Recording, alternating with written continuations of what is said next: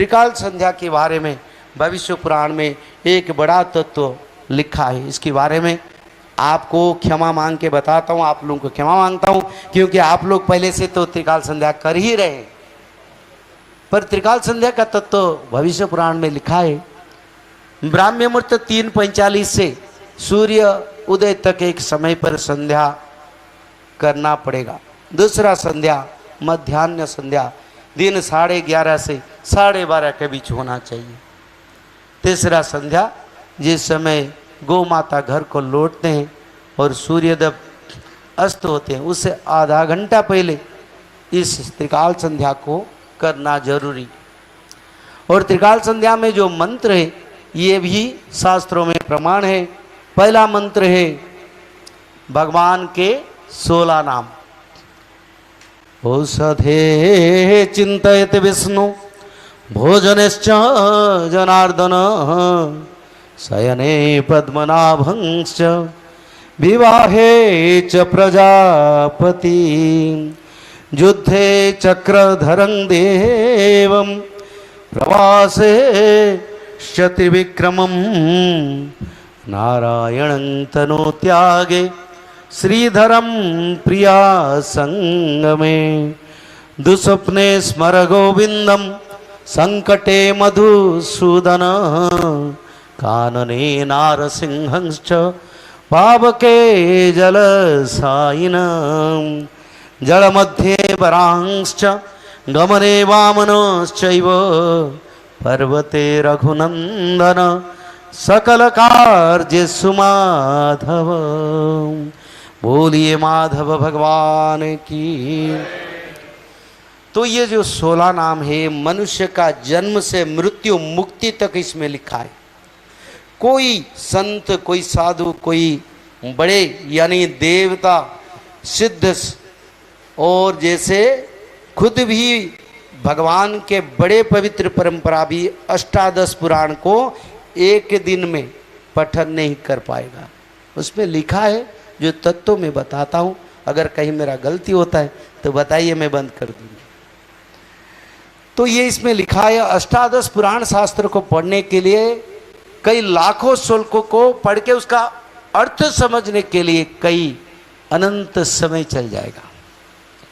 पर अगर हम 16 नाम भजन करते हैं, भगवान के सारे अवतार एक साथ भजन करते हैं, तो अष्टादश पुराण का सार तत्व, मूल तत्व, भक्त भगवान का जो पवित्र तत्व संत और भक्तों के पास जाता है। ये बड़ा तत्व है। 2-3 मिनट के विचारधारा और शुल्क उच्चारण से भगवान के सारे शास्त्र अवतार का मूल जो धर्म संस्थापना के सब हम पढ़ लेते हैं। और इसमें भगवत प्राप्ति, वैकुंठ प्राप्ति होता है। दूसरा, भगवान के मुख्य धर्म संस्थापना के 10 अवतार, यानी भगवान तो अनंत अवतार लिए और श्रीमद् भागवत में 24-25 अवतार की भी वर्णन है। पर ये नित्य पंचसखा ने बताया, देखो ये बड़ा तत्व है, क्योंकि 10 अवतार धर्म संस्थापना और भक्त और भगवान का समय अलग समय दिव्य अवतार लिए किसी एक भक्त के लिए।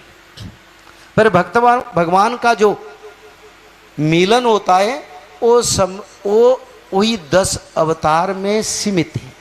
मत्स्य, कच्छप, बराह, नृसिंह, वामन, परशुराम, राम, बलराम, श्री बुद्ध, श्री कल के अवतार।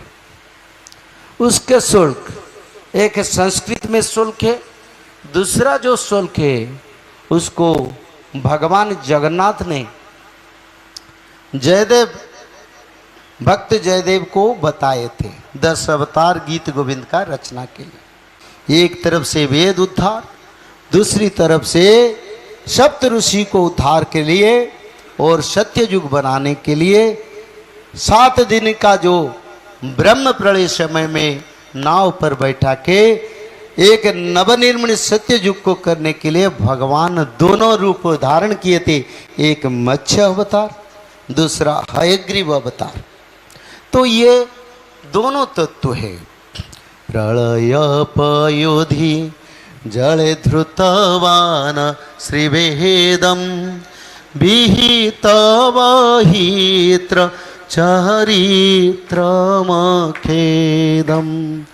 केशव धृत मीन शरीर जय जगदीश हरे। एक है 10 अवतार का शुल्क है, दूसरा 10 अवतार का स्तुति है। दोनों से कोई भी हम पढ़ सकते हैं। जैसे 16 नाम स्तुति पढ़ सकते हैं, नहीं तो शुल्क भी पढ़ सकते हैं। तो वो भी त्रिसंध्या में पढ़ने के लिए शास्त्र में और भगवान का लिखन है। दूसरा क्या है? दूसरा श्रीमद माता सनातनी माता गायत्री मंत्र पहले 3 बार उच्चारण करना पड़ेगा।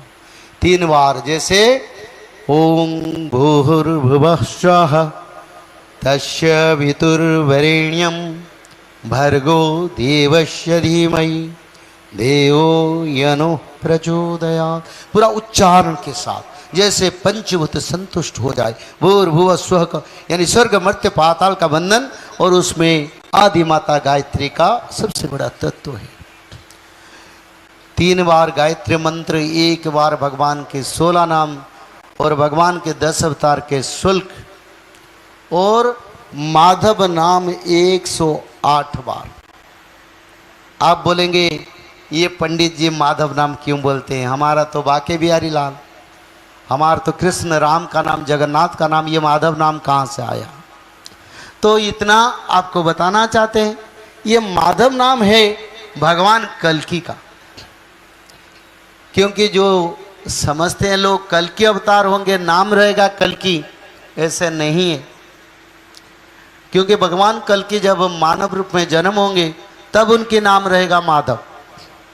उसका बाद जब धर्म संस्थापना करेंगे तब रहेगा कल्कि। जब राम राज्य बनाएंगे तब उसमें राम संजोग होगा, कल्कि राम रहेगा। ये तीनों तत्व भविष्य पुराण में रचे।